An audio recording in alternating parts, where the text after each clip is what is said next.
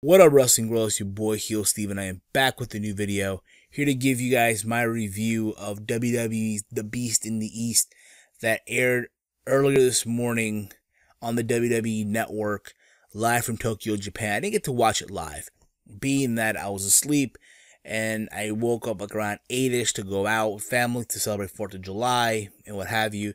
So I got to watch it on the way back from celebrating 4th of July on my phone. And I thought overall the show was a very, very solid, enjoyable show by WWE. I like the concept of, okay, they're overseas and they're going to air a house show, a live event on the WWE Network. That's what the network is meant for.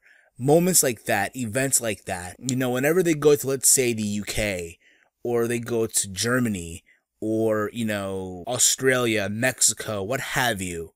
Hell, even house shows at, let's say, Madison Square Garden, they should play or air those events, if not put on playback on the WWE Network. That's all I'm saying. So I commend WWE for doing this, especially this event in Tokyo, Japan. They aired it live, no playback. So my hat's off to them for that. But overall, this show is a very, very enjoyable show. There's people who are complaining online about the booking, what main evented, and what have you. Just complete bitch-assness. But just remember this, okay? End of the day, this was not supposed to be on the WWE Network. This, end of the day, was a house show. People out there calling it a pay-per-view, which to me, I just find it funny, but that's just me, of course. The show kicked off with Chris Jericho versus Neville. This was a very, very exciting match. Back and forth action. The crowd was into this. These guys really flowed very well. And again, just a very enjoyable match. A good way to kick off the show. There's a lot of people out there that are upset that Jericho went over. And I agree. Jericho should have not won this match. It should have been Neville. But at the end of the day, it doesn't take away from the fact that it was a very, very good, exciting match here. Let's be honest.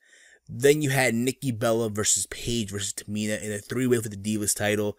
This match was a very okay, decent match.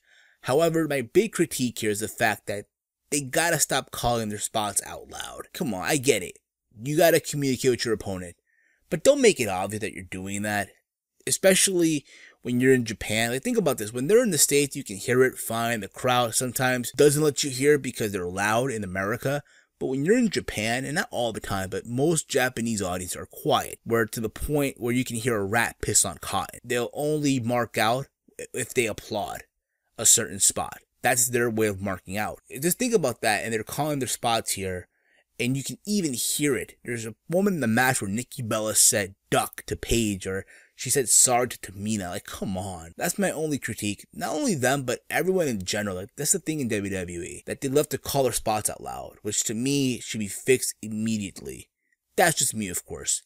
But nonetheless, a very okay, decent match. Nikki Bella got the win. Then you had Brock Lesnar versus Kofi Kingston. When you think about it, this show was called The Beast in the East. Made you think that, yeah, Brock Lesnar was going to main event this show. Overall, again, this match was fast. Literally the shortest match on the entire show. Literally, Brock had his way with Kofi Kingston.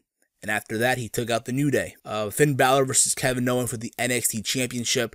Amazing match. Arguably, in my opinion, the match of the night. This should have main evented, but it didn't, which is a crime in itself. It's a travesty that it did not main event. I like the pre-match ceremony with the flowers, the streamers. Kind of have like that independent New Japan vibe. If you ask me, kind of crazy to think about too. Like, yeah, you're seeing that on a WWE show, alright? And I marked out for that. But nonetheless, this is a very, very enjoyable match. A lot of good sequences, back and forth action, and the crowd was at awe with this match, period. And I'm happy that Balor won, because now you think about it, Kevin Owens is now a full-fledged main roster guy. So that's that, of course. And then Hitami was in the crowd. So they're hinting now if Finn Balor had did a Itami match. When you think about it too, though, if Itami didn't get hurt, it makes you think that this should have been, or this was going to be, Hideo Itami's moment. Just think about that. Him winning the championship from Kevin Owens with the GTS in Japan. Just think about that. But we'll see what happens along the way. Then we get the real main event, unfortunately. John Cena, Dolph Ziggler versus Kane and Bad News Barrett, King Barrett. I'm not saying it was bad, nor was it good either. It was there. I didn't care about it. Just felt like a Raw match, period. But yeah, this match by any means should have not main evented. Hell no. It is what it is. Again, this was just a house show that they aired on the WWE Network. Overall, again, a very, very enjoyable, easy to sit through show. Go check it out if you have not checked it out yet on the WWE Network. So there you go. It's my review. Give me your thoughts on the show as a whole in the comment section in this video. Follow me on Twitter at HEELSTEVEN. Make sure you like all my videos. And as always, hate, comment, and subscribe. Until next video, I'm HEELSTEVEN, signing off.